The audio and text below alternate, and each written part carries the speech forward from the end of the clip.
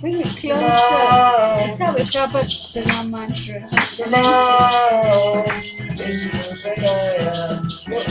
Just let him bring it up. Alright.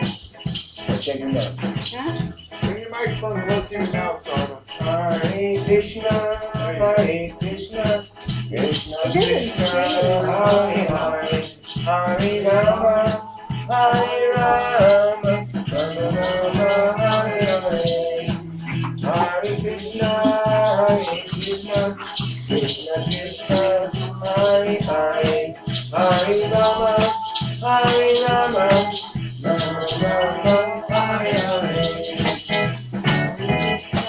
Hare Krishna, Krishna Krishna, Hare Hare, Hare Rama, Hare Rama, Rama Rama, Hare Hare, Hare Krishna, Krishna Krishna, Hare Hare, Hare Rama, Hare Rama, Rama Rama, Hare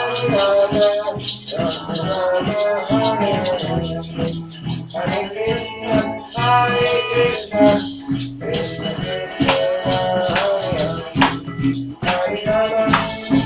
Hare Rama, Rama Rama, Hare Hare, Hare Krishna, Krishna Krishna, Hare Hare, Hare Rama, Hare Rama, Rama Rama, Hare Hare, Hare Krishna, Krishna Krishna Krishna, Hare Hare, Hare Rama, Hare Rama, Rama Rama, Hare Hare, Hare Krishna, Krishna Krishna, Hare Hare, Hare Rama, Hare Rama, Rama Rama, Hare Hare, Hare Krishna, Krishna Krishna, Hare Hare, Hare Rama, Hare Rama, Rama Rama, Hare Hare,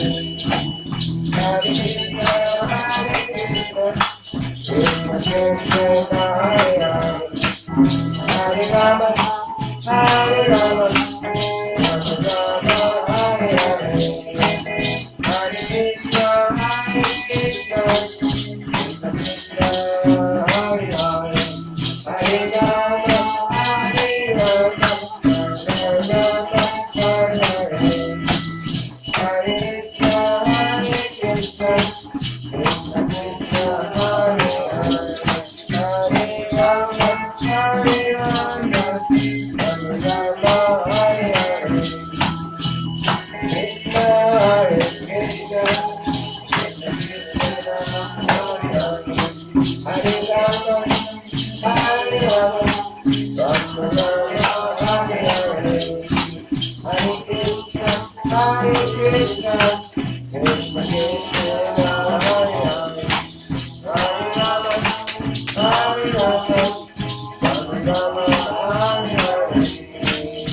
Okay, we switch to this verse.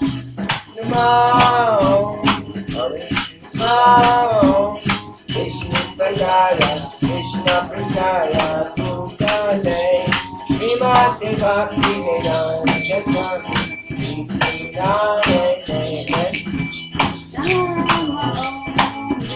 Prajaya, Krishna Prajaya, Tukale, Vimati Bhakti Vedanta, Krishna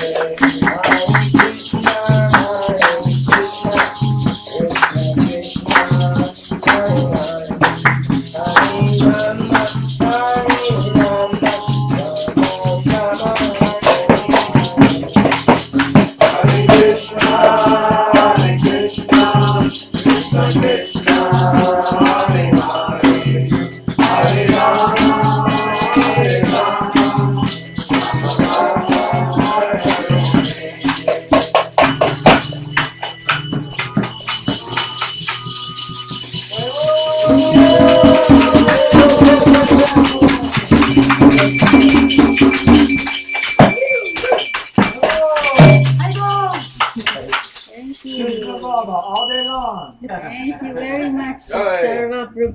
Very Sarvaji.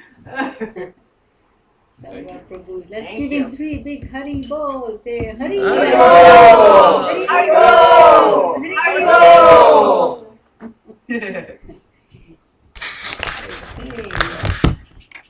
Are you sure that was enough? It's never enough, isn't it? For me, no. Mark, can we put the lid of that down a little bit so people can see her a little better? I mean, let's put it down so it shows. Yeah. Is that good? Well, if you're gonna go that way, go all the way. Well, that Does she microphone's need to- right here, oh, so just- I see what you're saying. Yeah. that's the only reason I pointed there. Oh, Yeah, that's right. Okay. I forgot. I can come over here more. Trying to make it so it's not long. That's good. Okay, so thank you very much, Sarva Prabhu, once again for the enlightening Kirtan. And what Deborah was saying, was that enough? So I was just thinking, like, yeah, it's very gratifying, I think, sometimes, give me more, give me more. And so today's topic is about renunciation. Neither renunciation nor indulgence. Right, so I was just going to begin with just going around and asking everyone here, what's your idea of what exactly is renunciation? What do you understand? What's your idea about what renunciation means? We start with Francisco. If you are surprised, Yes, I did. well, the world is telling you, renounce to, Who's telling you? that there's this, the world, The world's the telling you. same word, the renunciation Oh, the word. Okay. is the word, The word renunciation is telling you the meaning, right? which is, what's your understanding of Okay, my understanding is to get rid of unnecessary things or beliefs. Why? unnecessary things or beliefs? So beliefs, did you say beliefs? Yeah. So beliefs are things that are unnecessary, meaning when you say unnecessary, what does that mean? Well, I think that means something different from everybody, right? Right. Because for some people, to renounce to whatever, taking drugs is unthinkable. They would rather do something else. And for some other people, renounce to material things and became a monk is the way to go. I mean, in my understanding is renouncing to things that are taking you away from spiritual development. Right. For me. Right. Okay, wonderful. So renunciation for you, it means something that, renouncing anything that's not healthy for our spiritual growth, for our spiritual advancement, for our actual true, happiness. So if something is not, advantageous or helpful or beneficial for our true happiness or spiritual advancement, we renounce that, we get rid of that. Thank you very much. Anyone else would like to share the understanding of renunciation? Otherwise, we're going to go around and everybody will have to do it. You either volunteer or you will. Yes, Mark. To be of full service to the Lord. Wonderful. To be of full service to the Lord. That's the idea of renunciation. Very good.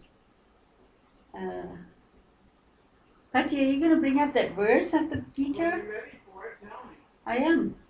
Yeah, so I'll say, like when I think about renunciation, I started thinking like, well, what would I say about that? And I thought, well, how about just in relationship to Krishna consciousness? And I thought, well, I can tell like when I read Gita or some Prabhupada's literature, or when I'm paying obeisances to my little altar with Lord and tie on it. So, to me, those things are, I guess, that would be in a state of renunciation, away from being taken by otherworldly stuff that's going on, And, Right. And there's another thought about that. And then, anyways, and then you chant. When you chant, you're in that state, I guess, of being apart from the world. Because like I noticed that even with it's like I noticed like even with Krishna consciousness, it takes me.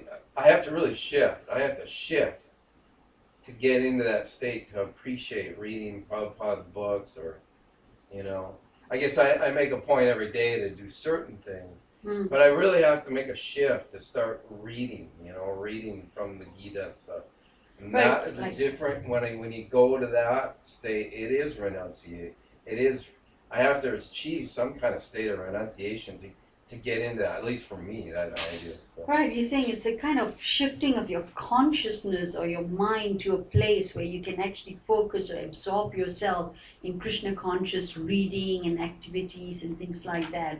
So that is like you naturally, when you're in that state, you naturally feel like you renounce the other things. But it's interesting because sometimes it's not easy necessarily for me sometimes to do that. It's not easy. Right. So it isn't, you're saying because our minds are so conditioned, all sorts of things all the time, that to actually shift that and get into that mode of actually reading and absorbing yourself into the, Krishna conscious literature, it takes a whole, endeavor mentally. I wish I could be more like that, be more, so it'd come easier. Right, so right. I'd read more, like say that for me. You would like to, you would like to be more naturally absorbed in that, in a way that it's flows for you more naturally, rather than, right. Yeah. Anyone else want to share? Would you say you call that a devotion when you decide that you're going to renounce some of the chores and you read your Gita? Is it out of devotion or because you're a piety or? You're asking a question, or? Yeah, that's what I understood. That is, if I do it with devotion, this is part of devoted. Right, so you're saying, if we do something with devotion, is that equal to renunciation? Renunciation, some of the things to the world around you, to put your heart into the reading. Right, to give you, you have to give up some other things to use your time and energy into reading something spiritual and connecting with spiritual things. Mm-hmm. Yes, I would say that. Fantastic, that's wonderful, Margaret. Yeah, I think you got the idea. It seems like I don't need to give a class, you've all got it. Yes, okay, so we will start reading a verse from Bhagavad Gita, what Gita says about renunciation. Well, there's a couple of verses actually we'll read, but we'll maybe just... Hare Krishna, Miguel.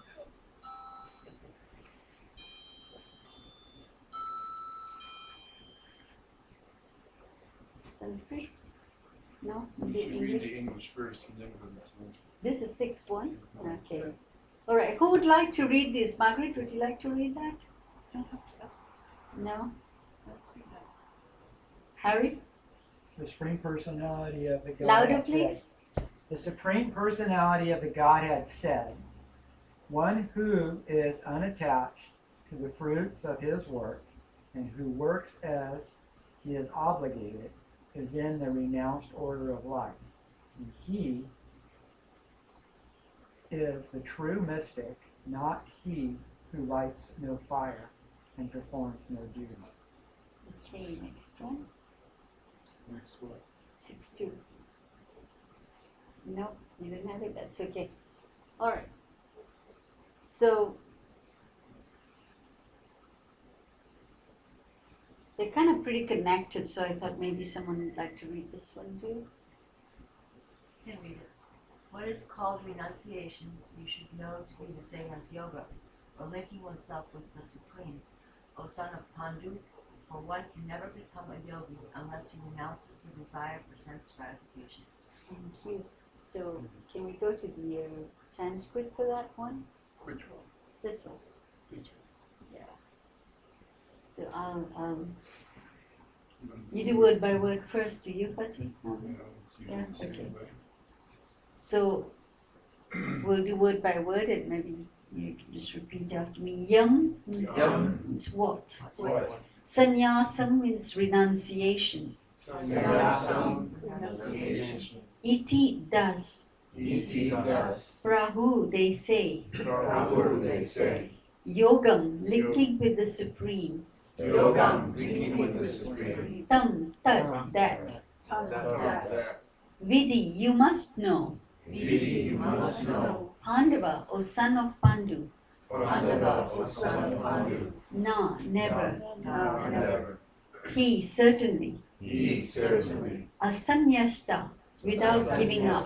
Without giving up. Sankalpa, desire for self-satisfaction. Sankalpa, desire for self-satisfaction. Yogi, a mystic transcendentalist. Yogi, Yogi, a mystic transcendentalist. Bhavati, becomes. Bhavati becomes. Kashchana, anyone. Kashchana, anyone.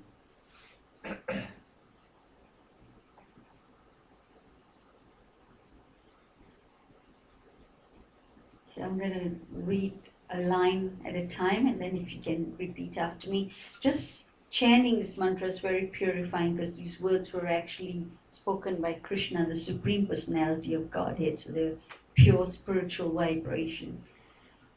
Yam sannyasam iti prahur.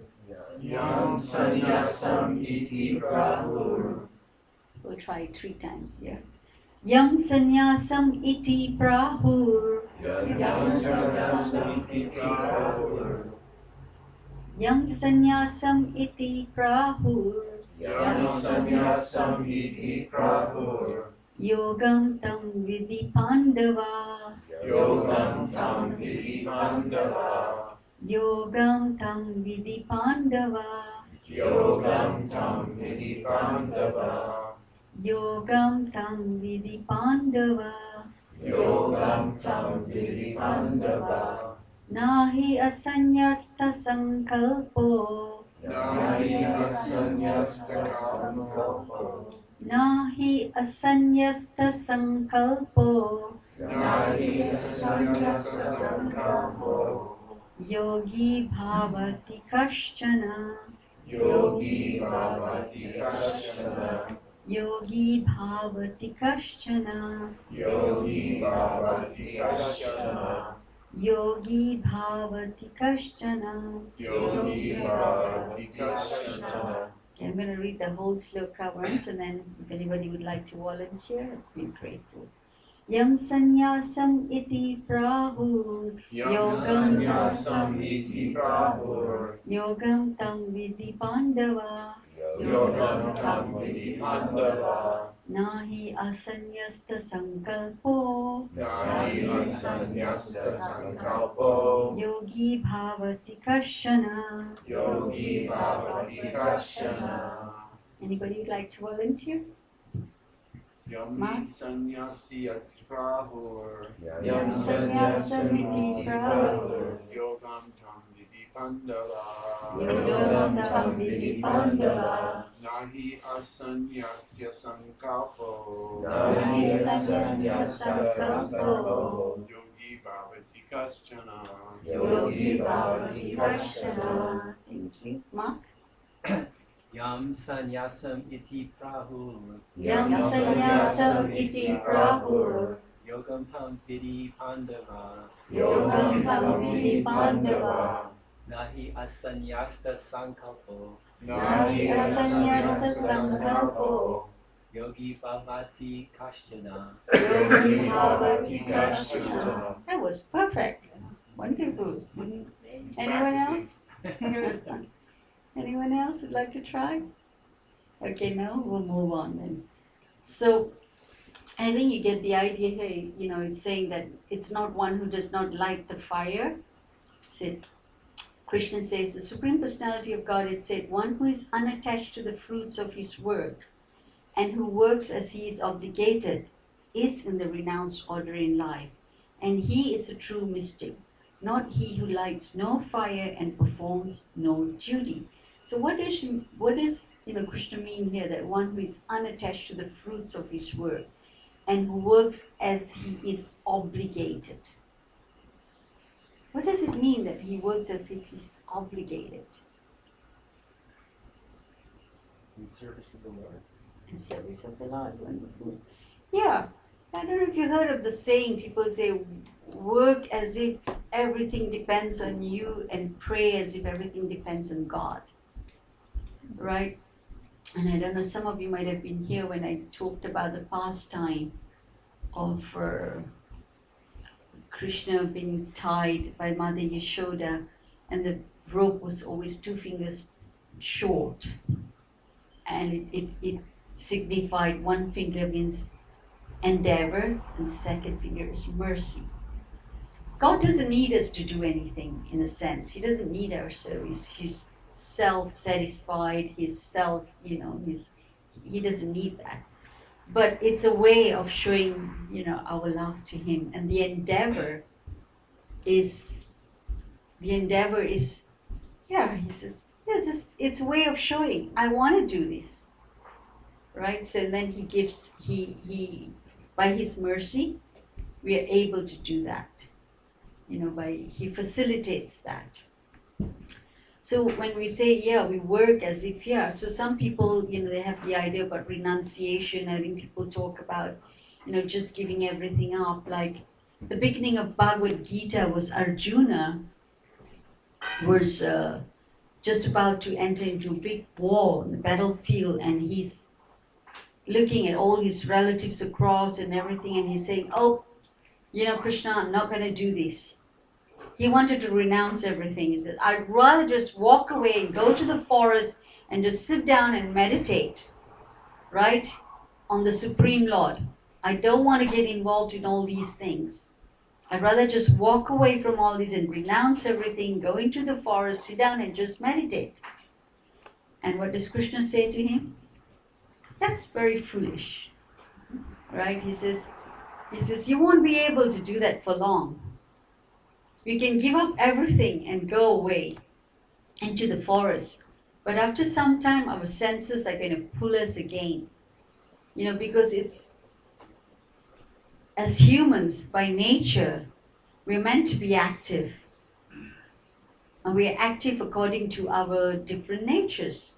So Arjuna was what we call a Kshatriya, right? Like some people, like Gabrielle, she likes painting, she's an artist, my husband's an artist. Some people, it's like Francisco's singer, right? Sarah was singing, everyone's got different sort. I think Miguel's very good at mathematics and scientific sort of, brain. So we need to use that ability, that natural, if you like, qualities we have.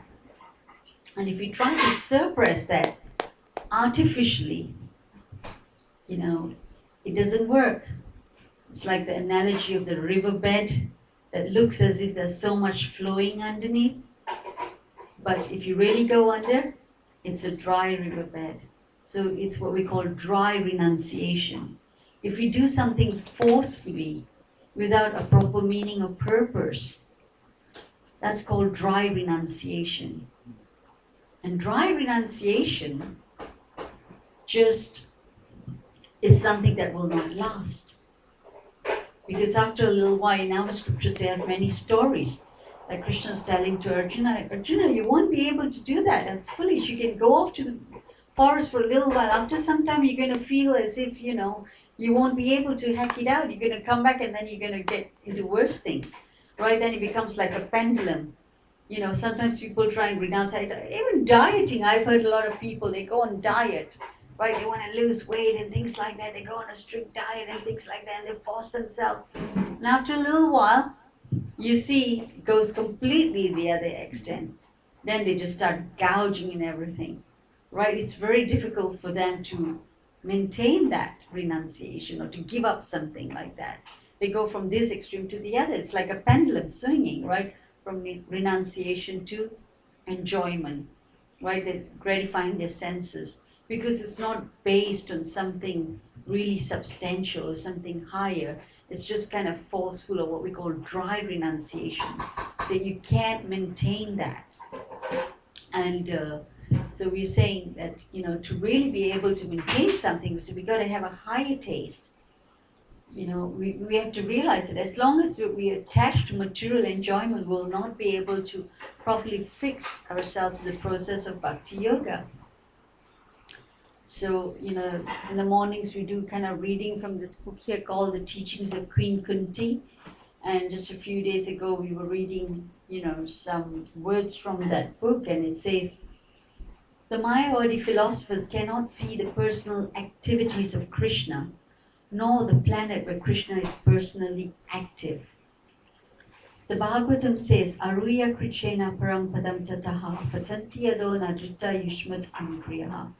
because they do not see the lotus feet of Krishna, they have to return to this material world, despite all their serious penances and austerities. Thus, renunciation in itself will not help us. So, even great demons like Hiranyakashipu, sometimes you see great people, they're very good at performing austerities. He stood on one feet, he lived on air, but what was his purpose for doing that? He wanted to get some boons so that he can conquer the world and terrorize everyone and feel like in control. Right? So what's the point of that sort of renunciation? We say that kind of renunciation actually can make your heart hard. And to perform bhakti, you need a soft and pure heart. Actually, they say, why does Krishna like to steal butter? Because butter signifies two things. It's pure, like the ghee. Margaret brought some pure ghee for me. Ghee is like the complete, purified form of butter. It's pure and it's soft. So to perform bhakti, you need to have a pure and soft heart. So our process, we say, is not about this false, dry renunciation. It's more about developing a higher taste. And like Mark was saying, or Robert was saying, it's about engaging in something much more sweeter, something nectarian, something much more higher, something that will give bliss and joy to our heart. And that is by connecting with spirituality. Right? With Krishna, they said, Madhuram, Madhuram, there's a song saying, right? Madhuram, Madhuram, Madhuradipade. So Krishna is so sweet. Everything about him is sweet. His walk is sweet, his smile is sweet, his gait is sweet, his glance is sweet. Right? And we say the prasadams, that's how you say so devotees, like Robert was saying. Once we, instead of trying to artificially or forcefully renounce things, we say we just engage our senses a positive way. The positive way is by just connecting ourselves with something that's really nice, something that's spiritual, something that's tasteful, something that's blissful, right? So, and to do that, we need to know. See, a lot of these spiritualists or people, New Age groups and different types of Mayavadis or what you call impersonalists, they don't have enough information about God, what he does, what he looks like, what his form is, what is his activities, what are his qualities. Right, so how can they don't know what to meditate on, right? So just kind of falsely renounce or just meditate on nothingness, they say quiet, right? Just nirvana, just go silent. But we also talk about silence in Bhagavad Gita, but what does silence mean for us? We said again, silence means not just keeping quiet. I know, we've got people who go on what we call the vow of silence. They don't talk for, and we said, some people say, wow, that's great, and then we all flock to them as a spiritualist. Okay, there's some benefit in that. But again, we're saying it's like, instead of, being silence, for us, silence actually means speaking about Krishna. So we're saying it's not about the negative, not negating 1980. We said positive. Just replace that with something positive. Instead of not, we said do. And what do? We said we do spiritual things. We sing, we dance, we eat, right? We enjoy big feasts, and we eat food offered to Krishna, which means food that is, touched by Krishna's glance. And usually people taste it and say, what do you put in here? It's so tasty. There's something very special about your food. Right? And we say that's because Krishna's glance has touched it. And so, again, we go back to the point Robert was making and Mark was making. So, the way we renounce, we said, is to, always engage. Instead of giving up, we always engage our senses in Krishna's service. It's very difficult to actually just give up material enjoyment and not have something higher. I think Miguel took us the other day, to have a bit of recreation, me, Sarah, and we were talking. He said it's very difficult to just give up, things if you don't have something to replace it. So that's why we say you need to replace something, to give up something. And that's what Prabhupada always says, so we need to have a higher taste. A higher taste. And as like you said, in the beginning, like Robert said, it is a little difficult to actually just absorb ourselves in Krishna, because for how many lifetimes, birth after birth, we've been absorbed in material things and material engagements and material subject matter. So we are so conditioned by all this material, and we're so absorbed. So we kind of naturally go towards that. And now we're trying to overturn the process. We're trying to return our attachment back to spiritual instead of material. And in the beginning, we said you need these two things. You need what we call jnana and vairagya, an act of devotion. So in the beginning of our spiritual life, we need that jnana and vairagya. Jnana means knowledge, and vairagya means renunciation or giving up. In the beginning of a spiritual life, yes, we need to make like you said, we need to make an effort to give up certain things, like, we give up eating meat, and we give up, gambling and any intoxication, things like that. We make an effort for these things.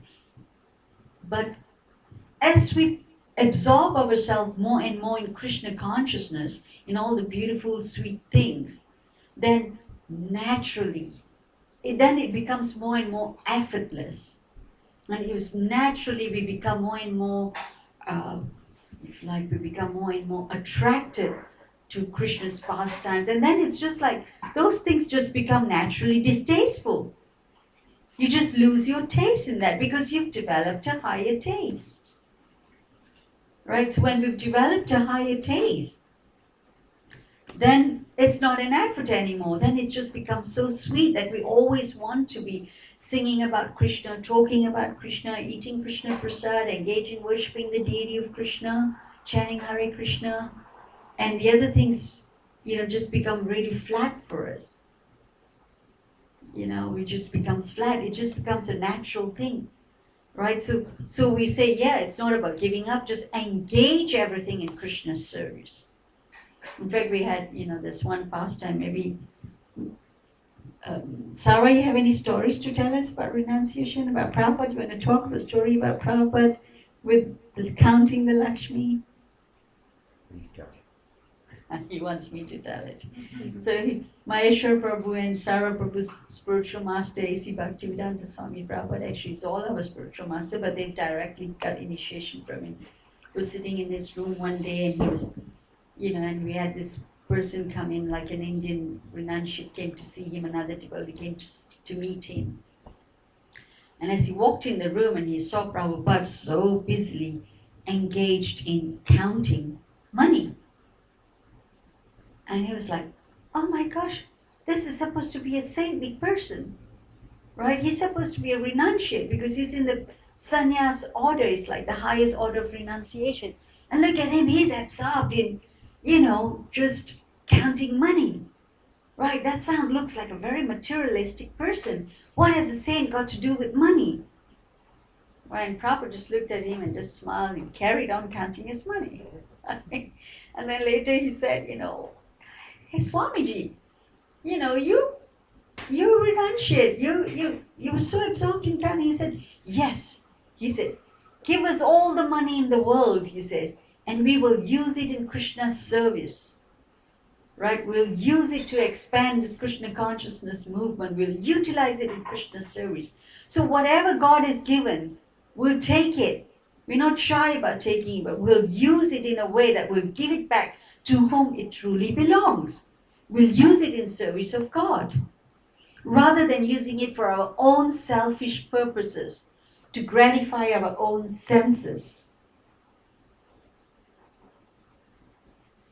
Right? So there are many stories like that. It's not about externally. There's a story about one great saint in one of our books called Pundrik Vidyanidhi. And you see this picture here, what we call the Panchatattva picture. That's a picture of the 5 personalities who came down and was the most merciful personalities who descended in this particular age, and one of them, Nanda Prabhu took. He took Gadadhar Pandit, one of the personalities there, to go and visit another person. He says, "Come, I'll show you a great personality."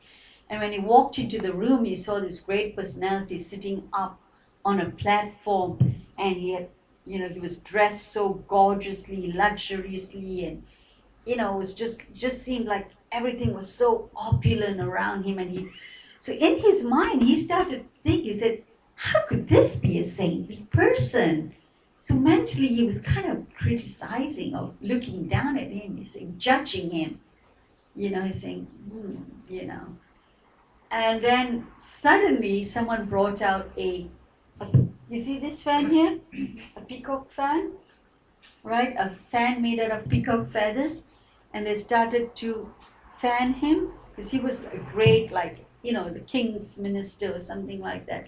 And as soon as the fan came out, he just rolled off the platform and he fell down unconscious on the floor. I said, "What happened there?"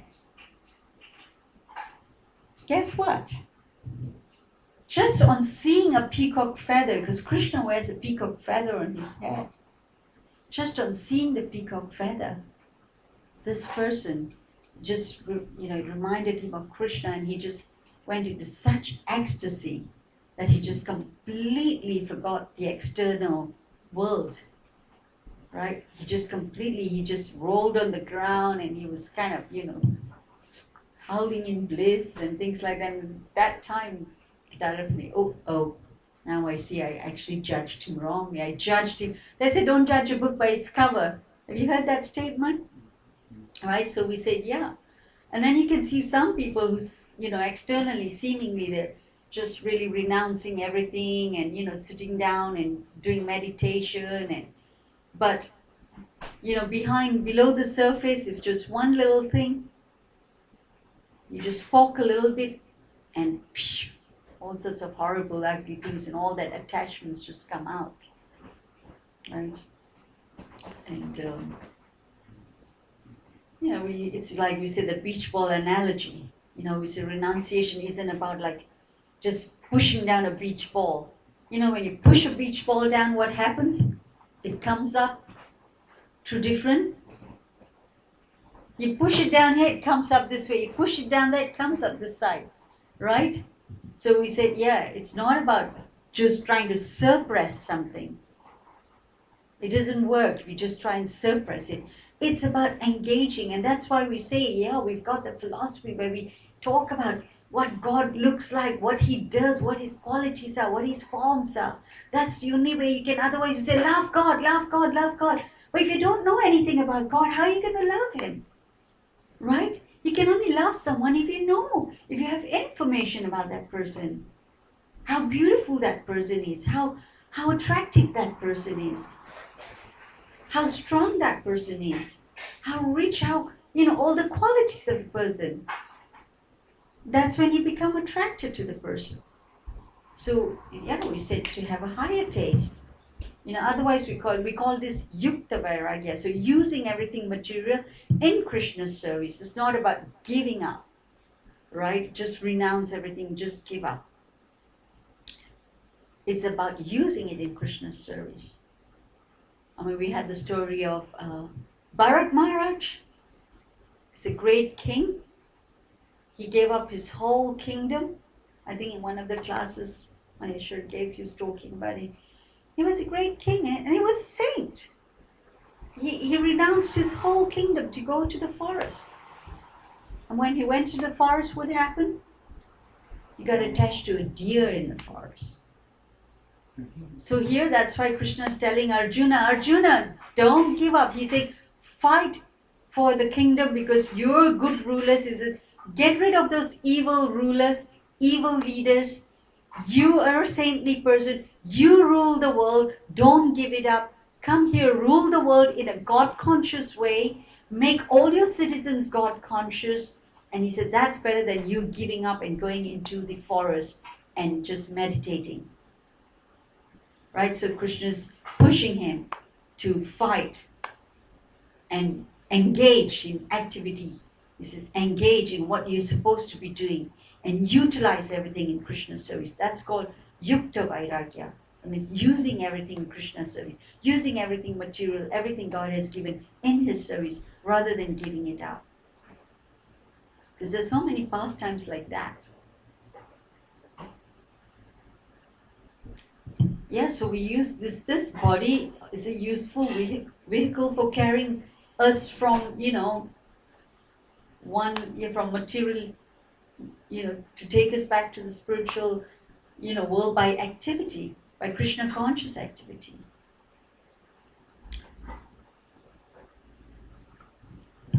So in it lies real happiness. Yeah, Mark. Yeah. Were you saying that the highest service is to help others realize Krishna consciousness? That's sort of the highest service of physical manifestation here? For sure. First help ourselves. Is it, you help yourself and then help others.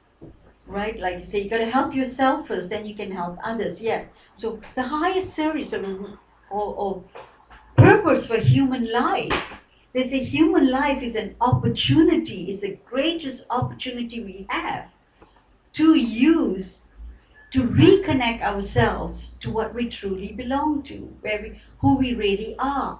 Because we are spiritual beings having a human experience.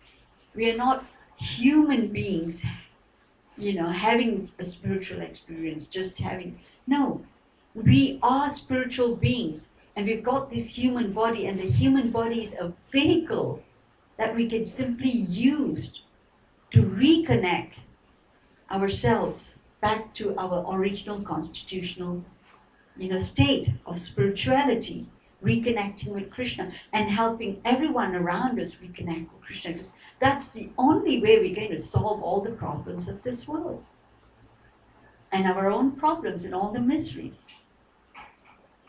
So it's all about chant about Krishna, hear about Krishna, read about Krishna, sing about Krishna, eat Krishna prasadam. How many of you here eat Krishna prasadam or offer your food? Harry. Wonderful. I think it's a very nice wonderful activity, because by doing that, all your effort in cooking, you know how much effort it takes cooking? You get the vegetables and grains, and then you wash it, you prepare it, you chop it, you cook it, right? It all takes so much. All that effort, when you do that and then you offer that food to Krishna, that becomes devotional activity. So all that time and energy you spend, and it's very simple, right? We just go in and put it in front of the picture of the spiritual master and Krishna, and we just chant the Hare Krishna mantra and say, "My Lord, please accept this food." And we offer food that are pure to Krishna. And that way, we are engaging all that time and energy we use becomes devotional service. Right? We can't give up eating. Right? So we got to engage the senses. We got to use the senses. Here comes a plate offering to Krishna, right? So we can't give up eating. We can't give up not seeing or smelling or hearing or touching. But we said, just engage that in a spiritual way, right? We spiritualize everything. And that's real renunciation, right? So they said you can actually measure renunciation by your taste. How much taste do you have for spiritual things that you naturally want to go to? The more you feel like chanting, hearing, reading about Krishna and absorbing in Krishna's, that means the more renounced you are. That means, so it's kind of, we engage ourselves in activities of devotion, like Mark said. Yeah, that's what we do, right? We try and chant, we focus more on the positive thing, we focus more on devotional service, And in a sense, what is it that we have to renounce? Materialism. Materialism? Forgetfulness. Forgetfulness? Yeah. Can you expand that a little bit? Well, you just only want to remember the Krishna. That's you can renounce the forgetfulness. Right. We've forgotten who we really are, our original constitutional position of, Krishna's servants, Krishna's beloved, Krishna's, we've forgotten that. So you think, we need to forget that. Forgetfulness. Renounce that forgetfulness. Okay, that's interesting way to see it. And people say, give up this, give up that, give up that. But in a sense, we say, what is it that we've got to even give up? Because nothing is ours anyway. Everything belongs to Krishna. So, what do we have to renounce? Now, just understanding this is renunciation. Do we get that? If we get that, we get what renunciation is. If we understand that everything belongs to Krishna and everything is Krishna's, then we really have nothing to renounce. We just change our consciousness. It's just two things required for renunciation. And that is, they said, the enlightenment. That means the enlightenment of understanding the right knowledge, being illumined, illumination, and a redirection of our emotional. We direct our emotions towards Krishna. And when we do that, it's like, when we say, oh, I renounce, it's like someone coming up here and telling, Maheshwar Prabhu says, oh, I renounce your house and I renounce your wife. I was like, that was not yours anyway, to renounce.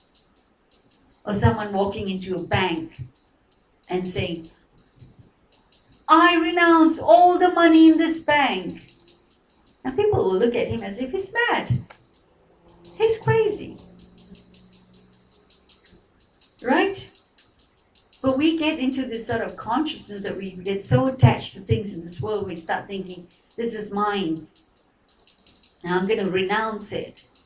But we say, what do we have to renounce anyway? Right? The thing that we've got to renounce is this understanding that we have that anything belongs to us.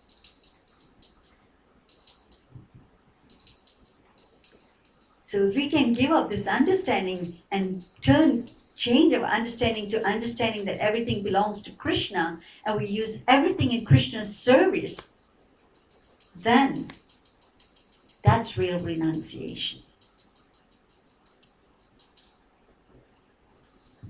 Okay. I'm going to end here. My computer just went off. Could you, Battery. Brajarani, could you address a little bit like the renunciation of perhaps behaviors that people have that they like to renounce? I mean, do your own behaviors belong to Krishna too? Or behaviors, I guess I'm answering my own question, behaviors that are not in the service of loving Krishna. Of course, so that's called what we call the Narta Nivriti process. So any kind of, we have like one chapter of Bhagavad Gita where we call divine and demoniac natures, right? So we got to give up all the things that are unhelpful for our spiritual advancement and develop all the things that are helpful for spiritual advancement. So all those qualities of behaviors that are helpful for bringing us closer to Krishna, we take that on, and all those that are not, we purify those things or try and get rid of those things. And there are two ways, we said to do that. We said it's a two-way thing, like pulling the weeds from the heart, by consciously, recognizing these things in us, recognizing all these things in us that are not helpful for our spiritual advancement. And consciously working on trying to get rid of them. And that's one way. And then we said all positive ways. If you engage nicely in chanting and, reading and Krishna's, all the different Krishna conscious activities, then naturally our heart gets purified. If we're doing it properly, if we're chanting from a pure heart, offenselessly, offenselessly means, we are not distracted in the mind here and externally we're chanting, our heart isn't really there. We said chanting means chanting like you're crying out from your heart, really sincerely, really genuinely. And by doing that again, that also addresses the issue of behaviors, that unwanted behaviors or unwanted habits, which we call anartha nivritti, purifies that. Sure. Any other questions? Keep renouncing our computer. Yes, Mark. And whatever stage we're at in our spiritual development, should we always try to help people come up to us? Yeah, helping people is always good, right? Like whatever degree we can. We say, in fact, Lord Chaitanya, he says, Jare dekho tare kaho Krishna Gopadesh. He says, each one of us, every single person of you here is a guru, and that to the degree that you know Krishna consciousness or God consciousness. And to that degree, you share it with people. And that's one of the most, if you like, pleasing thing to Krishna. Because, you're helping people. Yeah, you can build big hospitals, you can build big schools for different sort of things, but you can only help them to a certain degree. Everyone still has to die, right? We said those are all temporary.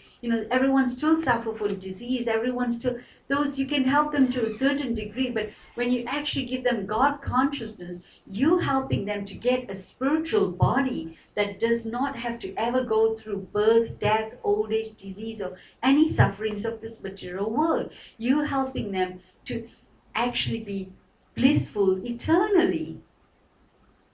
Right? You helping them to go back to the spiritual world where we truly belong, where we can always be happy. So that is the greatest, service we can do. For sure.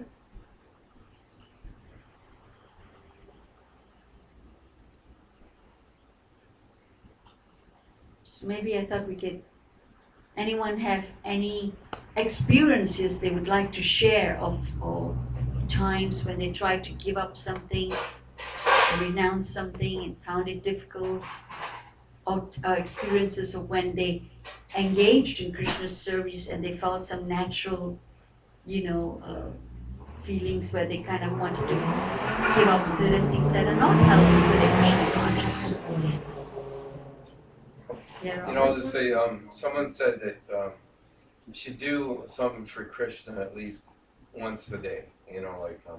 So, I've made it a point to chant a certain number of rounds every single day. I've been doing that a lot, but someone said, just offer him, I guess, offer him something, every day, right?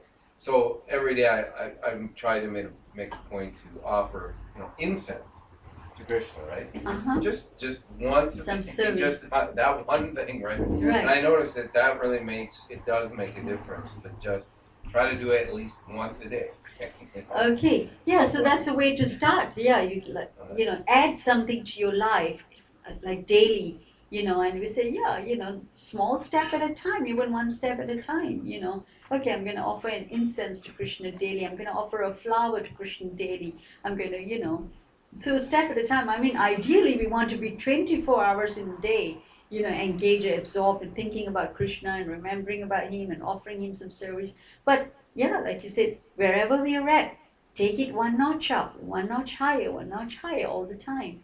And just by doing that more and more and more, we will actually feel the bliss of doing that. So how long has you've been offering the incense, Robert? It's been about like a year that I made a point to do that every day. So you've been doing it for a whole year? Yeah, for maybe a little over a year or something like that. That's wonderful. So has it become more natural for you doing that? Yeah, and I really noticed a difference, too, that it's just, it's a real nice form of sadhana, and I've had more realizations, I guess. That's, whenever I've engaged in Krishna consciousness somehow, I get more Krishna conscious realizations. Somehow I've had more like realizations. Somehow there's some kind of aspect of it. I don't know how to describe it, but there's been more realizations from doing that. Somehow it's kind of like I feel like it's mercy or something. But anyway, so yeah, it really made a difference. Just once a day. So that's interesting because what Robert is saying, like just what I'm saying, it's just by engaging in Krishna conscious activities, you naturally, things will be revealed to you. You get more realizations, you feel some sweetness, you feel some satisfaction. But we have to be always very careful never to become casual about this, or, at any point of a spiritual life, we can become what you call, what's the word? Overly confident, and proud. That's one thing, overly confident, proud, but also I'm looking for the word where we, Take it for granted. yeah, kind of taking for granted, we Spiritual pride? spiritual pride, that's one thing. Complacency. Complacency, fantastic, who said that? I do. Thank you, that's the word I was like, we can become complacent, and then when the enthusiasm isn't there, the zeal isn't there, we become complacent, it become mechanical. And then you will lose the taste again. When you lose the taste, then it becomes dry again. And then it's difficult to keep it up. So that's why the enthusiasm is very important. Right? We need to always engage in a way that we're enthusiastic. Because I remember one point, I was to tell the story that one day I was sitting down there, I was worshipping my deities. And I was offering all these different articles like the incense and the flower. And I was just like ringing the bell and ding, ding, ding, ding, ding, ding, ding. And suddenly, when I finished, I turned around and I saw my little son, who was just about 4 or 5 years old, had tears rolling down his eyes. And what's the matter? Did someone say something to you? Tell me, who hurt your feelings? I was trying to be this very protective mother. And I said, what happened? Why are you crying? I was really concerned. And he says, Mom, it's you. I thought, what? What did I do? I was just so nicely engaged in serving the Lord. I was doing arti. And he said, Mom, the way you were doing that, he said it was so mechanical, and I was thinking, how would the Lord be feeling? Wow. That touched me so deeply that after that day I felt I learned a real lesson from this little child. Right? And then I just realized, yes, actually I was doing it in a very mechanical way. All I was thinking is all the list of things I got to do in the day. Right? I'm going to finish this, I'm going to take my son down to the nursery, I'm going to rush down, I'm going to do this, I'm going to do that, I'm going to do that. But then you lose, it doesn't become a devotional activity, it becomes mechanical. We have certain days in a week we do fasting, or what we call the Ekadashi fast. Sometimes people do that in a way like, just look at me. Then it's a spiritual pride. See how much I can fast. I'm not taking anything. I'm not even taking water. But we said, you'd rather be eating something that's not grains, right? But you're in the right mood of consciousness. If I'm not eating food, and I'm very proudly announcing to everyone, you look at me, I'm doing a full fast.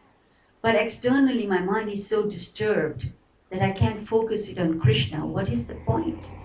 So for me, my balance is always, that's the topic, neither renunciation nor indulgence. I'm not going to indulge my senses, but I will do basic minimum that I can do in a way that's most conducive for me to think about Krishna, to engage in Krishna's service. So it's a kind of a balanced thing, and constantly recognizing our internal, consciousness. Sorry, Robert, you had something to say. No, yeah, I've noticed sometimes it's important just to make the commitment, because when I realized when I said sadhana, Right. I had made a commitment to offer Krishna incense every day, right? So that became sadhana, because I made a commitment, right? So sometimes, I know, even with chanting, I made a commitment to chant 8 rounds a day, and I've been doing that for many years now. But, with that commitment, sometimes, it will be, sometimes it can be mechanical, but if you make a commitment, somehow it kind of snowballs, and you are, I don't know. It's, in other words, I think, sometimes, I've been challenged because sometimes it can be mechanical, but I've still made that commitment, so I do it every single day, and somehow So you're saying it's better to do something than don't do anything at all, because at least you're making a commitment. Even if it's just like once a week, right? Right, even if it's imperfect. Even if I just decide I'm going to chant one round every Sunday, like if I made a commitment, sometimes, even if sometimes it appears a little, it comes off Mechanical. a little mechanical. We're not able to, yes. At least I made a commitment, and that's it becomes sadhana, so that somehow it pays off somehow. Well, when I'm saying about this, I'm talking about refining to higher.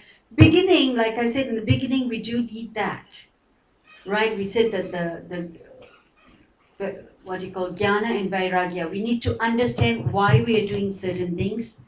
Then it may be the theory level, but we have to understand why this is good for us. Just like why is smoking not good for us? Why is drinking not good for us? Why is taking drugs not? We need to really understand that. Once you understand that, then you can make a commitment to give that up. So same thing in spiritual life. Yeah, that's why we do have a sadhana. We say we all chant 16 rounds a day. We take a vow to do that. And why that is very important, like you say. That's the first stage. That's why we say for one who is in the neophyte stage, right? That is important. We need that commitment to help us. But like you say, the mind will wander, we will get mechanical, at times. But what we have to do is, Krishna says to Arjuna in Gita, Arjuna is saying, it's so difficult because even though I want to do it, in a way, but my mind just keeps going off and he says, just keep bringing your mind back. That's okay. That's okay. It's gone off. Okay, bring it back. Bring it back. Just keep bringing it back. Right? So hopefully the mechanical get less and less and less. And the more and the more and the more we do it, we engage positively in devotional service with the right consciousness, being always aware. That's very important, to be aware and conscious, trying to do it. Because then it becomes sweeter and sweeter. Otherwise, yes, mechanical, it has some benefit. Krishna sees that this person is struggling, but at least he's still doing it. It's better than not doing it, right? As I said in the beginning, it has its use, but we got to really, if we really want to have a sweet, natural taste, right, to naturally go to these things, like you said in the beginning, I wished I could be more, I like to read, but it's hard. Right? But as we do it more and more, we develop more and more taste. And when we develop more and more taste, then it becomes less and less mechanical. But we shouldn't be complacent at any point. So it goes from being tamasic, which is mechanical. You have to start somewhere. Exactly, right? You have to go tamasic to rajasic to sattvic, you're saying. Everything becomes sattvic in the end, and then you transcend all of it. Then you transcend all of it. Yes, wonderful. Harry, you had something to say. Well, I was just going to say that, that mechanical, like I've recently been in the mechanical trap. Right. And it's been kind of had a lot of suffering to it.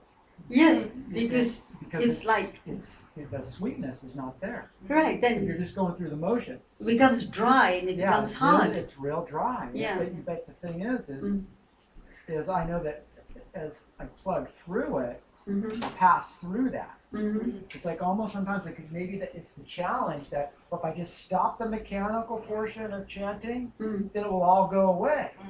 But what will go away is the chanting. Right. And so it's like, and I'm actually been in that trap for about 2 weeks right now. I think we all have that experience. It's just plugging through. When's this not, I can change the place, I can change the time, I can change the ritual, but it's like real dry. Right, and that's very, testing it. When it becomes dry, it becomes harder to perform this. Harder and harder. It's like a battle every day. Exactly. But then you think about like the progress that chanting has. You just stop. Why? I mean, I'm still inquiring now. I still have lots of inquiry. But that mechanical, I'm just sharing that because I've been going through this. It's brutal.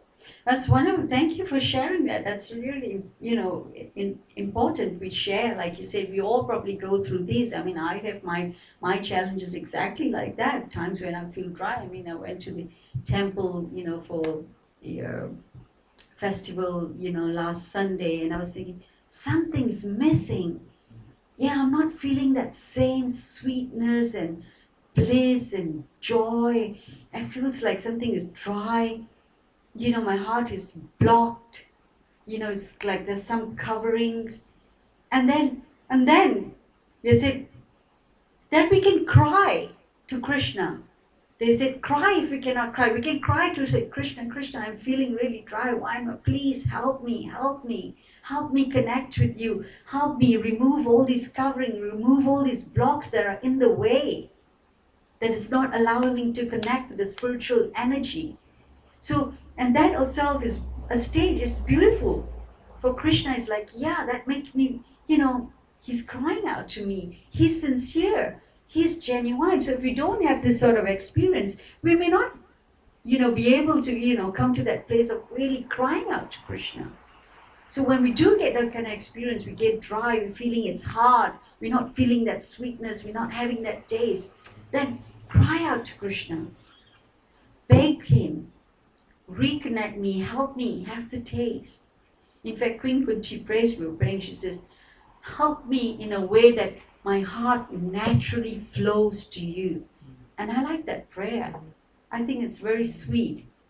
She's praying to Krishna, help me that my heart naturally flows towards you. Like a river naturally flows into all, the ocean.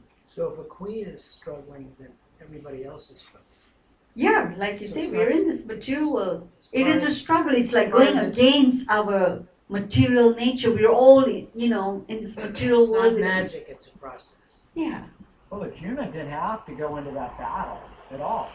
He was already in a good position, too. So, there are struggles. He didn't want to journey. He didn't have to. He could have hung out with his brothers. Yes. And I'd like to add a couple things here. Yeah. First of all, keep in mind, and I'm speaking partially also from my own experience, if you're struggling, we all have our struggles, but that's a given. It's nice if you're honest enough to admit that you have struggles. A lot of people posture themselves in such a way that they pretend like they don't have struggles, and then you find out later that actually they're having all sorts of struggles. And usually you find out in a rather bad way. very bad way, yeah. Closer to So the thing is what I think is helpful here is, first of all, to be honest, because it says in the earlier chapters, I think it's chapter 2, maybe 3, Krishna says, one restrains the senses and the organs of action, but his mind dwells on the sense objects, he certainly deludes himself, and that person is called a pretender. A very powerful verse, and that's, Krishna says, one may restrain the organs of action and the objects of the senses, but, even though one while is contemplating them, but he who should do so is, I'm messing it up.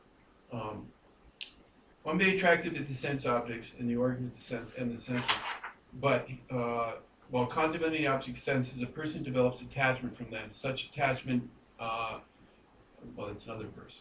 That's another verse. But basically, the point is that he's called the pretender. If you're meditating on the senses, if you're actually wanting to engage your senses, but you're artificially renouncing them, then that person is called the pretender. It doesn't really get you anywhere. So when I encounter the difficulties that we all admittedly have in our process of Krishna consciousness, what I do is I just shift gears. In other words, if I'm having difficulty with this particular aspect of my Krishna consciousness, I'll do something different, which is also Krishna conscious. So you can think of it like this. These people that train for really the Olympics, these athletes that are training they're really pushing themselves to the edge of the human capacity when you think about it. And in sport, and I'm not big into sports. I only have my exposure from when I was in high school, but the little that I've learned along the way, they talk about how these athletes, if they're having difficulty with something, okay, so maybe, or they may even have an injury. If an athlete has an injury, they've got to stop pressing that hand, that foot, or whatever it is. They've got to let it heal. Does that mean they stop everything? No, they'll exercise other parts of their body. Or they might study the art of, like golfers will study the art of their swing, or they'll study how they're shooting the basketball, or football players, right? They'll study how the people are playing across the field. So they'll engage their head in the science of their particular craft. So in Krishna consciousness, there's 9 different ways you can engage in Krishna consciousness. Admittedly, the first one is Shravanam, hearing. So you're coming here and you're hearing. The next one is chanting. Chanting is what you do after you hear. You don't know you're supposed to chant until you come here and hear that you're supposed to chant. And then what? Remembering. That one comes too. Frequently our problems come because we're not remembering. We remember while we're sitting in this room. Many of you have all said, I come here, it's like magical. I get kind of high. It's like it feels so good when I go home. And then, you probably get down to the corner, you're at the traffic light, and somebody cuts you off, and boom, it all gets wiped out, So, but the point is just remember, there's all different stages of Krishna consciousness. So if you're having trouble chanting, then read a little bit. If you're having trouble reading, then make a little preparation and offer to a picture of Krishna. Do something, or go out and talk to somebody about your spiritual path. There's so many different ways you can do it. If you're an artist, then start painting something for Krishna. If you're a musician, maybe come up and make a song for Krishna. The point is you don't have to always beat one particular path. That's what's so beautiful about the Krishna Consciousness Program. Prabhupada said, our whole focus is the word dovetailing. And the whole discussion that we're having tonight is not that we're saying, and Brajarani mentioned this, and this is a real big common misconception on the world today. A lot of traditionally, the non-dualists would renounce the world and go to the Himalayas and sit there and just say, I don't want to deal with the world, it's too entangling, which is actually very selfish if you think about it. Mm-hmm. What we have in the world today is something that's even worse than that. It's called the neo-non-dualists, the people who are pretending to be renunciates, and yet they're just recklessly engaging their senses everywhere, and they got the lingo, and they like to talk it, and they like to pretend it, but they're all over everything all the time. They're not making really an effort to renounce anything. So, but in Krishna consciousness, we don't say stop your painting, stop your songwriting, stop your cooking, stop your eating, stop your visual eyes, stop doing things. We say just do them for Krishna. The dovetail effect. So if you're a doctor, do medication, offer it to the devotees, or in your case, if you're helping people come, if there's an opportunity, if there's a crack, if there's people struggling, say, hey, I got something, would you like me to share it with you? Like Mark's always doing it with people here, Right, right. Yeah, you're offering your services when you come here. So whatever you're doing, like Margarita offered some sewing services. She knows how to sew. So you sew something very nicely. You can sew to the deities. She sewed with kurta. Yeah, there's so many things you can do. And it's between you and Krishna what service you would like to do, which is really the beauty of it all. And for those of you who have been coming on Tuesday night watching the video of Srila Prabhupada as he's bringing Krishna consciousness in the Western world, what you're observing is that he was expert at engaging each one of his disciples in their area of expertise. So if you're not good at singing, there's no obligation. You don't have to sing. But a lot of people are good at singing, so let them sing. If you're not good at building, you don't have to build. Let somebody else do that. So anyway, I just wanted to throw that in there. That if you're struggling with something, you say, okay, fine, I'm having a hard time with this. Let me go do something else. And what you'll find is, and who said it? I think you said it a little earlier. The beauty of it is, and this is true. I know there's more to it. I just don't know the science of it. But in athletics, I experienced it a little going back to my very novice days in high school track. That athletes will tell you how they have a breakthrough, or even intellectuals. When you have a concept or something, you're struggling with something. It's actually in education. It's called the learning curve. It kind of goes up, and then it kind of hit a plateau, and you're kind of like, and then you want to go like into deeper mathematics and just can't get it. But if you stick to the process, you keep working at it, eventually your brain, one day you wake up and you go, wow, now I get it. And then what's interesting is that when you get that deeper level, then you're wondering why it took you so long. Right? Why did it take me so long? And the problem with that is, I'm sorry, but I have this problem a lot when I'm dealing with other people. It's like, can't you see what's happening here? No, they can't. Because once you've attained that, it's like a very we all know people, some people are very expert in mathematics. They're really good at mathematics and they're doing some calculation in their head and you're going, okay. I used to have a friend of mine, a devotee friend of mine, he would do calculations in binary math in his head. What's binary math? Binary math is what computers use, like only 1 and 0. I don't know. Like 1 is 1, like 0, 0, 1 is 1, 1, 1 is 3, I think. 1, 0, 1 is 4, 1, 0, 1, 0, 1. You know, it goes like that. It's all in 1 zeros. There's nothing more than that. And it was, yeah, I mean, and you know, there's binary, 1, 2, and there's 3, 4. octal, there's different number systems. We use the decimal system, which means it goes 1 to 10 and then it starts over again. Yeah. Binary means it goes 0 to 1 and then it starts over again. It goes 0, 1, 0, 1, 1, 0, 1, 1, 0, 0, 0, 1, 1, 0, 0. Well, the computer is just whether it's on or off. Yeah, that's why it has to be that way, because electricities that are on or off. Anyhow, the point I'm making though is that he couldn't understand. I look at him and go, okay, I wasn't following it, but he'd done it so much, it became natural for him. So you'll hear devotees speaking, and you know, there's some extraordinary devotees in our movement. If you get a chance, go to the internet, listen. Brajarani can give you all hundreds of places that you can go. Particularly ISKCON Desire Tree and Mayapur TV are the two big ones, where if you go to these websites, try doing it someday. When you're sitting around, you're cleaning the house, or doing something that usually is not too intellectually challenging. You know, you're just doing some busy work. Go to a website, put it on, and just find something there that looks interesting to you. You'd be astonished at how much information is out there. And You can be listening to classes like this all the time. Whilst you're doing work in the background, or you could have Hare Krishna chanting music in the background. So in that way, you're constantly purifying. It doesn't have to be once in 2 weeks or anything like that. We need, you know, as much as possible each day. And then in that way, we will naturally, you know, become more and more. And if you do that, you will notice the difference. I guarantee you. You will notice your consciousness shifting, which is one of the things I'm trying to encourage here. Maybe when we have dinner, we can do it. I think some of you are shy, but, you know, think about the stuff that we discuss here. And then there's got to be things that happen to you during the week where you go, oh, wow, we talked about that. You know, or it's like, how? And you catch yourself seeing things a little differently, or you see yourself responding to people a little bit differently. That's the sign that, you know, things are shifting for you. And it's a shift that brings you to a place of more confidence and more, you know, like a devotee. There's so many qualities of a devotee, but it really brings you to a place, ultimately, if you really delve into it in a big way, and you'll see with the senior devotees in our movement, and particularly the Acharyas in our movement, they say it's actually listed in several places, in the Bhagavad Gita I think it's listed, one of the qualities of devotees, he's fearless. Try to think about that for a minute.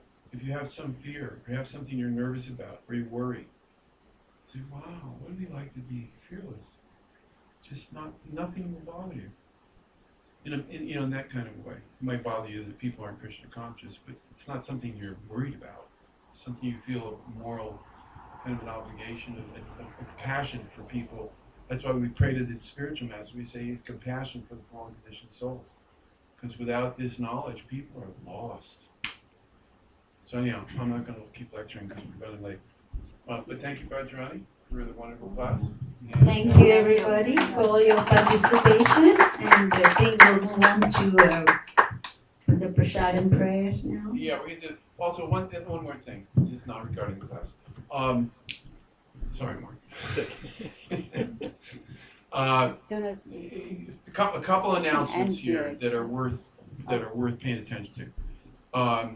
This weekend in Los Angeles, and actually it's starting on Thursday, for those of you who can make the arrangement, particularly Sunday is the big day in Los Angeles, where we will have Rath Yatra starting at the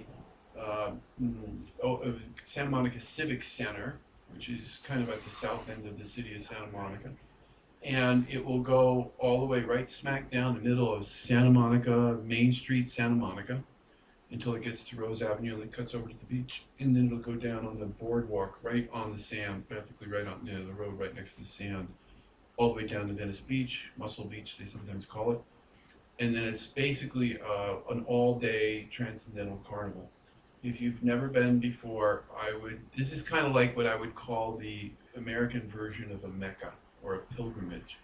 You should at least try to go once in your life. And then if you can't make it other times, fine.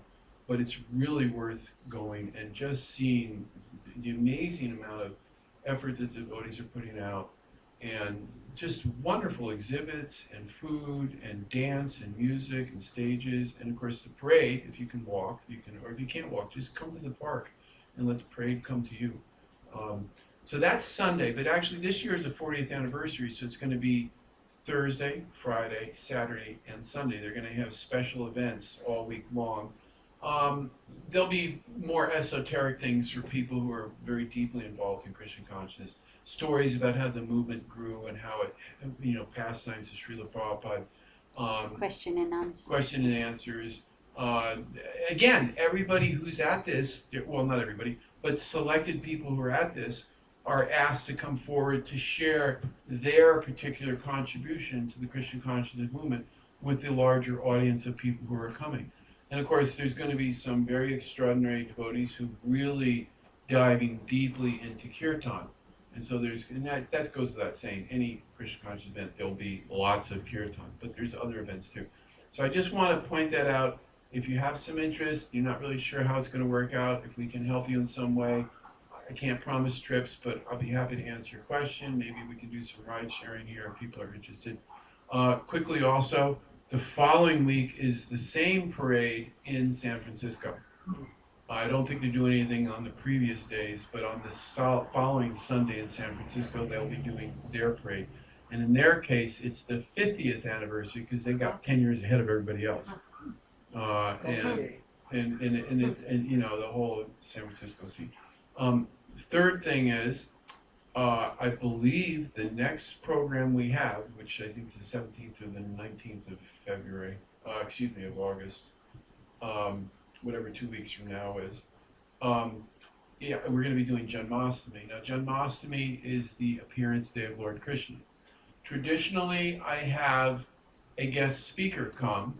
I try to have guest speakers. I go out of my way to find guest speakers for Janmashtami and for the Thanksgiving program. And that's usually because I'm more involved with food and I just don't want to have to be locked down to the Vyasa-san. And so I'll probably be looking for somebody to do that when we go to Rath Yatra next weekend. But I also had another idea, and I would like each one of you to think about this. And when you get your prasadam, I'd like you, if you feel inspired to do so, come talk to me about it for yourself. You don't have to do it public if you want. But I was thinking might be nice is, instead of having somebody come and give another lecture, do something really kind of different this time, which is ask all of you to go. If you don't have, we can provide you. If you can't buy it, we'll even lend it to you. Maybe Krishna book or one of our books. And then have it so like each person who would like to speak for 5 or 10 minutes to tell their little thing, what they read, what their particular, whatever it is you want to read. You can pick a story. Krishna book, there's 100, 10, I don't know, maybe 15, 30, 40 stories in there. You read 5 or 10 pages, take notes, and then you can have an opportunity. You can sit on the asana if you prefer not to, for whatever reason, that's fine. I'm thinking that might be kind of a lot of fun, but of course it requires that all of you are willing to participate like that. So I want to give you an opportunity to do that too. Instead of you listening to me all the time, we can all listen to each other. So if that sounds like something you might be interested in doing, come talk to me about it. And if we get enough people willing to participate, then maybe we'll do that. On the spot, how many of you feel inspired on hearing him say that sounds like a good idea? Is anybody And- kind of feeling like they'd like to So do I can say it's a great idea, but I won't be here. something? You won't be here. No, Towards the end of August. This will I'm be gonna- 2 weeks from now. I'm leaving for Mexico, I think, that Monday. Okay. I feel kind of like if it's the appearance day of Krishna, then you have an opening to ask someone to come speak to us, and the speakers you've gotten are great. Yeah. And the other ideas I think is really good too, but we can do that anytime. Yeah. Okay. That's sort of where I'm at. Yeah, okay. Well, we can do this too. Anyhow, each one of you think about it and share your thoughts with me. It's kind of like I've really got two thoughts going here. One is I do want to put a little pressure on you to read some of these books, and I think you'll find it worth your trouble. And at the same time, the whole thing about Krishna consciousness is totally voluntary. It's totally what you feel like offering to Krishna. That's why we don't, a lot of the New Age groups around town, they call it a love donation, but there's somebody at the door making sure you're in a lot of love and you're going to make a donation. Okay? But that's not really the proper mood. People need to do things for Krishna. It's it has to be unmotivated and ultimately uninterrupted. We're still not at that point. But I mean, whatever you do, it's got to be done. Krishna, I'm doing this because I want to get to know you better. I want to be more involved in this. And what you said, I didn't finish my sentence, about how when you break on through, when you hit that learning curve plateau, and then you stay with it, even though you may not feel like lifting the barbells for another day in a row, or chanting, or doing your routine, you hit a new plateau, and then you realize something you didn't realize, you wouldn't have realized had you not stuck with the program. And if you think about everything we've ever learned, it's because we stuck with the program. You don't learn sewing if you sit down and just say, okay, I'm going to do it right now. No, I mean, you sew a lot of stuff crummy, and then you kind of learn, and then you realize, oh, that's not the way to do it, Or cooking, you burn stuff, that's not the way to do it. A lot of people give up. I can't do it right, I'm not going to do it. And we see that a lot in Krishna consciousness. People, I want to be spiritual. But I don't feel like going tonight. I want to be spiritual. Who cares if I'm late? Who cares? I don't care. Well, then Krishna says, okay, fine, you don't care. He doesn't care that much either. But if you actually stay with the commitment to keep doing the process, whatever your particular process that you've taken up, you get that, eventually you go like, wow, there is something to this. And then you go deeper, and then you become more fearless, and you become more wise, you become more aware. All sorts of things come in. Okay. Krishna will reveal. So maybe whilst we're taking prasadam, we can continue. Yeah, so I'm sorry, I'm going on a little long here. But, are you going to San Francisco? I think we probably will. I just sent an email today to poke around and find some information out, but we can talk about that. Okay, yeah, we can. And then this weekend, anybody who'd like to go, this bus leaves around 6:30 a.m. On Sunday. or 7. You're offering to take people? If anybody, Mark, you're going with me, right? I probably, yeah. Yeah. It starts at 9, right? Santa Monica, you want to be there. Is it still on? Yeah. In Santa Monica, I believe the parade actually pulls out of the Santa Monica Civic Center at 10 a.m. But getting there and getting parked and getting situated. Yeah. And it doesn't, standing around talking to devotees and seeing the carts, and there's a lot of momentum building. Yeah,